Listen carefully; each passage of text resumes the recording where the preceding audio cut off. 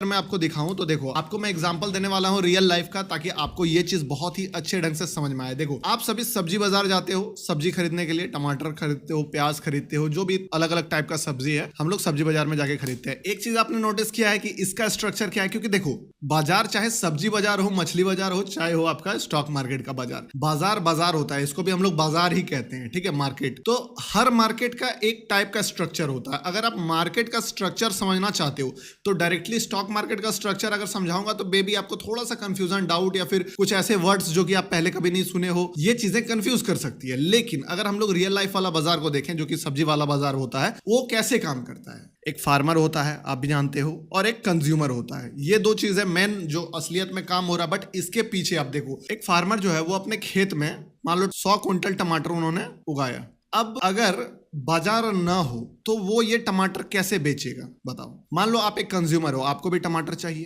ठीक है, और वो एक फार्मर है, उनको टमाटर बेचना है, दोनों को अपना काम निकालना है। बट मान लो आपको 500 ग्राम टमाटर चाहिए, आप सीधे जाते हो उस किसान के खेत में, जो आपके घर से 21 किलोमीटर मान लो दूर में है। एक खेत आपने पता भी लगा लिया, हो सकता है बहुत सारे ऐसे जगह पे भी लोग हैं जहां से टमाटर का खेती मान लो 100 किलोमीटर 200 किलोमीटर में भी हो रहा है। बट फिर भी अज्यूम करते हैं, चलो 21 किलोमीटर में टमाटर का खेत वाला किसान आपको मिल गया, जो कि वो उपजा रहा है टमाटर। अब उनके पास जाके आप 500 ग्राम टमाटर कैसे लोगे? आपका भी काम गया, मेहनत गया, सब बेकार, टाइम जो गया लेने में टमाटर। उनको भी 500 ग्राम्स करके बेचना बहुत मुश्किल है। वो बोलेंगे मैं नहीं बेच सकता हूं 500 ग्राम, उसका टमाटर सड़ जाएगा, जल जाएगा, लेकिन वो आपको बेच नहीं पाएंगे क्योंकि बायर उसके तक नहीं पहुंच पाएगा और किसान आपके तक नहीं पहुंच पाएगा। तो ये चीज स्ट्रक्चर को डिस्टर्ब कर देता है। मान लो आप फिर भी करके पहुंच गए कि चलो 500 ग्राम वो दे भी दिया, बट सिर्फ टमाटर ही थोड़ी लेना है आपको, इसके साथ आपको धनिया भी लेना है, इसके साथ आपको अदरक भी लेना है, इसके साथ आपको हरी मिर्च भी लेना है। मान लो टमाटर आपको 21 किलोमीटर पे मिल रहा है, हरी मिर्च मिलेगा 34 किलोमीटर पे, अदरक मिलेगा 60 किलोमीटर पे। तो ऐसे में ना किसान आपको माल बेच पाएगा, ना आप किसान से माल खरीद पाओगे, आप सब्जी खाना बंद करना पड़ेगा। तो क्या उपाय है इस चीज को स्ट्रक्चराइज करने के लिए? कि जो फार्मर है, अभी आपको ये थोड़ा सा लगेगा क्या पढ़ा रहा हूं मैं, बट देखो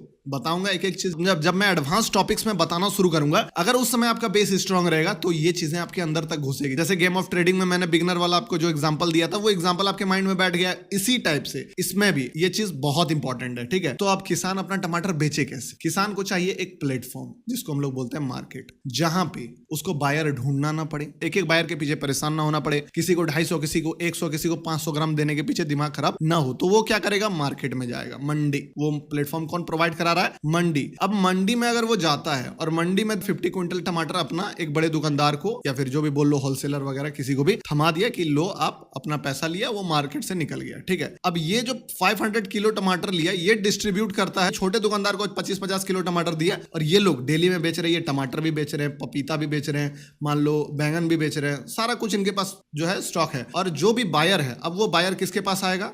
इसके पास आएगा, इस दुकानदार के पास। और यहां से उसको मान लो टमाटर 250 ग्राम चाहिए होगा तो वो 250 ग्राम लेके जाएगा।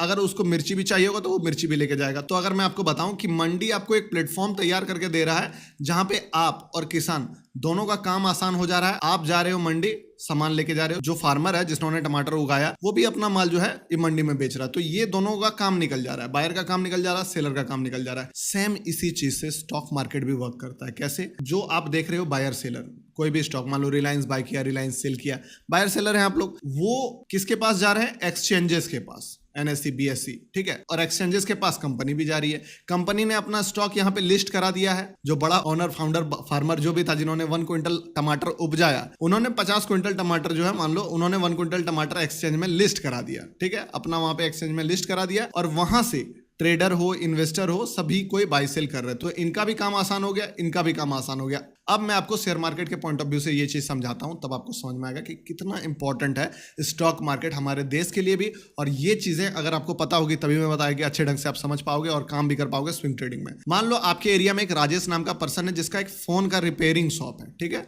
वो मोबाइल बना रहा है, डिस्प्ले चेंज करता है, माइक चेंज करता है, ये सब काम करता है। अभी उसको पता चला कि जो फोन का जो स्क्रीन होता है वो जब टूट जाता है तो 1000, 1500, 2000, 4000, 5000 तक का प्राइस आता है। बट मार्केट में एक ऐसा मशीन आया है चाइना में जो कि 5 लाख रुपीस का है, और अगर ये मशीन एक्सक्लूसिव मशीन वो ले आता है, अपने बिजनेस में लगा देता है, तो फिर गेम बदल जाएगा। इससे इसका जो स्क्रीन रिप्लेसमेंट है वो 200 से 250 रुपीज में आ जाएगा, जो कि 1000 रुपीज पड़ता था। तो अभी राजेश जो है अपना जो दुकान किया था, उस दुकान को करने में उसको पूरा 10 लाख का कॉस्टिंग पड़ा था, और उसके बाद वो उससे कमा रहा है, कितना कमा रहा है, महीने का 25,000 रुपया वो मार्केट से कमा लेता है 10 लाख का इन्वेस्टमेंट पे, ठीक है, पूरा एक्सपेंसेस करके। तो अब लेकिन 5 लाख उसके पास तो है नहीं उस मशीन को खरीदने के लिए। अब उसके पास क्या ऑप्शन है, वो बैंक से जाके 5 लाख लोन ले ले और ये मशीन खरीद ले, और ये मशीन खरीदते ही उसका इनकम उसको पता है कि 50,000 हो जाएगा, डबल हो जाएगा 5 लाख में, ठीक है।